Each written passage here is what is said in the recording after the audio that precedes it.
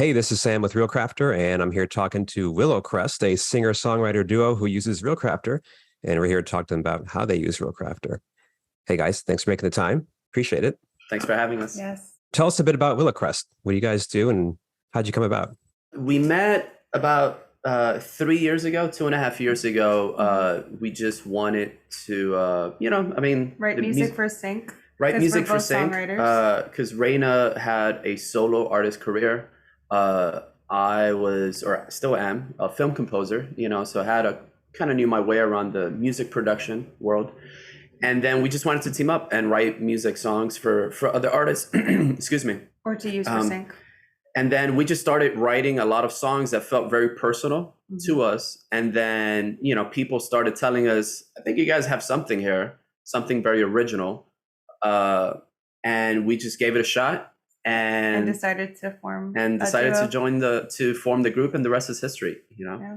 Cool. So there was like an initial focus on sync music, but it sounds like it kind of morphed into something different. Yes. Yeah, we kept writing. Well, personally, I was writing lyrically because I'm the lyricist. More personal stuff because I was going through a divorce at the time, and so I just felt like that was too, I didn't want to give it away to other artists, but it also didn't lend itself towards my solo project, because my solo project's more like indie pop electronica, alternative, I guess. And our stuff is more folk, Americana, much singer-songwriter, much more organic. And I was like, well, let's give it a shot. Let's give it a shot. Let's try to see how we do as a duo. Yeah. Cool. So how long have you been using ReelCrafter, and how did you discover it? Well, personally, I've been using ReelCrafter now for 6 years, right? 5.5 since the very beginning. It's changed a lot over those years. It's changed a lot. It's helped a lot. And it saved me a lot of time. With Willow Crest, since the very beginning, I think since we started reaching out to venues and music festivals and sync agents, or just anyone that requested a music link, and especially like a live performance video and all that, like it attaches to it, which is convenient. Yes. So pretty much anyone that requests any information about us, because that's one of the biggest features of ReelCrafter, is that it has everything in it. So it's just a one link. You don't need to kind of navigate through anything. That's interesting because you guys use it for many different purposes, where like a lot of composers, for example, it's just purely for pitching. Like you send off a demo and you get feedback and you get the gig, hopefully. And you guys use it for a few different things. So you mentioned, you use it as an EPK, right? Which it's funny how the terminology is so different across industries. Like composers just call it demo reels. Well, it's really because of the coding that you guys have done. There's so much flexibility with how you can format the page. A quick example, and something that we used really heavy 2021.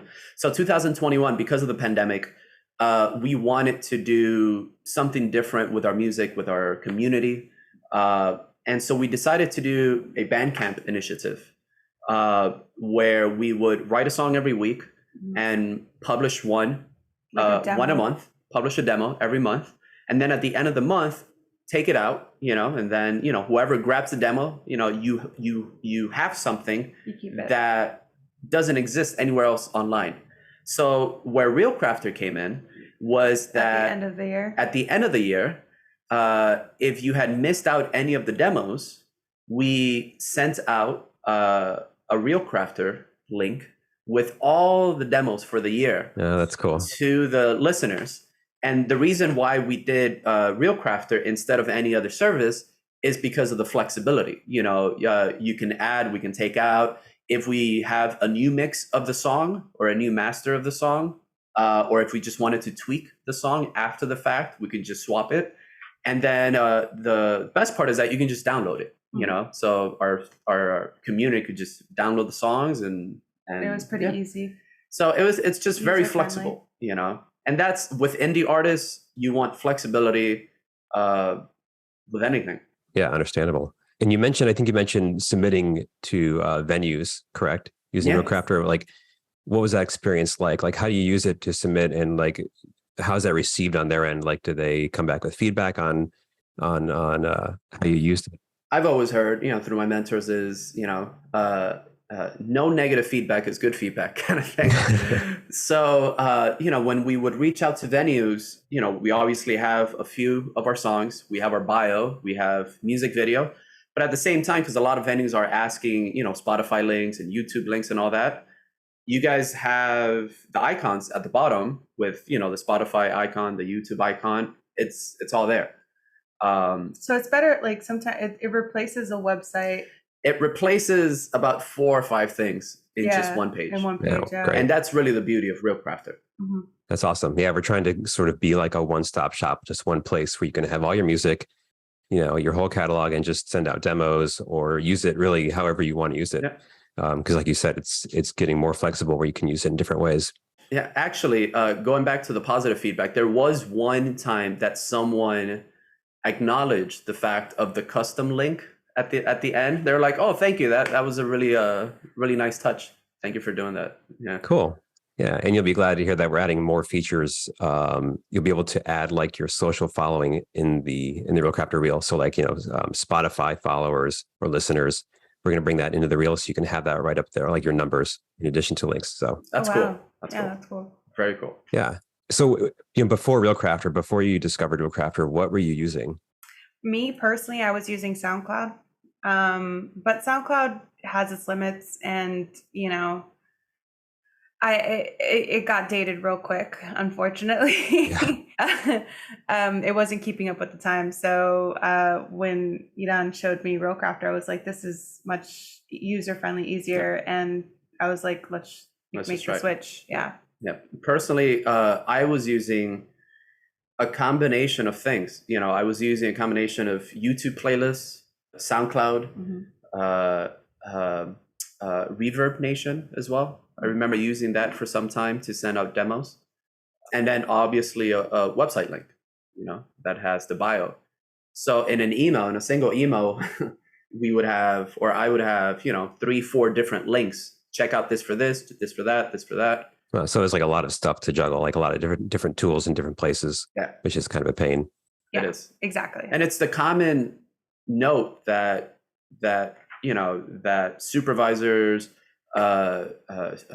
directors, they all say the same thing. Just send us the one thing, a one-stop shop kind of thing, where it's just one link, we click it, and it has everything there. Yeah, they don't want to have to hassle with multiple links or being forced to download something if they're on the go. They want to be able to just stream it, but have the option to download if they want to. Exactly. So it sounds like, ReelCrafter has changed the way you approach, pitching and booking gigs. Besides just being easier overall and having different tools, has it changed anything in how you submit for venues or, like pitch for sync opportunities? Yeah, absolutely. Because when pitching to especially festivals, because festivals have an audition process, is the fact that we can replace a song, without them really noticing. But also, probably the most important part is the fact that you can see when they hear your song and what part of the song they heard. Yeah. Right. It gives you that data of like, okay, this part of the song works. Let's do more of this. Let's do less of that. So it's just, and also for fan engagement too. Yes, absolutely. Yeah, we've had people who do that. They'll pay attention to what tracks we're engaged with more, and then they'll swap it out for more like that. Absolutely. And update the reel, and then they come back and it has magically more stuff that they like. Play it to your advantage for sure. Exactly. Yes. And then finally, do you guys have any favorite features of ReelCrafter that stand out among the rest? Well, for me, it's like adding the videos and adding like live performances, because when bookies especially are looking at the page, they want to see us perform. So I think that's like one of the best features for indie artists to showcase bookies. Yes, especially here in LA.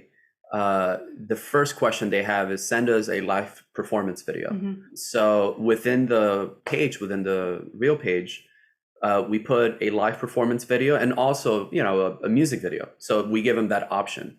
That's a great pitching tip, actually, that maybe people who are new to that wouldn't think to include a video. Oh yeah. They would just send their music or their recent album. But yeah, that's a great idea. Plus, it also promotes it. It also promotes it. But again, it's just everything on that one page. Yeah. So. And how about you? For me, it's actually the data that you're collecting, what part of the song they listen to, and for how long. Where did they skip? Because it makes you produce better, it makes you write better, because you're collecting this over time. So. And also, Iran uses it for his film composing as well. So not just for us, but he uses it for both. Yeah. Right. It does everything, or at least we're trying to. Yeah. Yes. No. Great. Thanks, guys. We appreciate you making the time to talk to us today. Oh, thank you, guys. No, thank you for having us. And good luck with everything. Take it easy.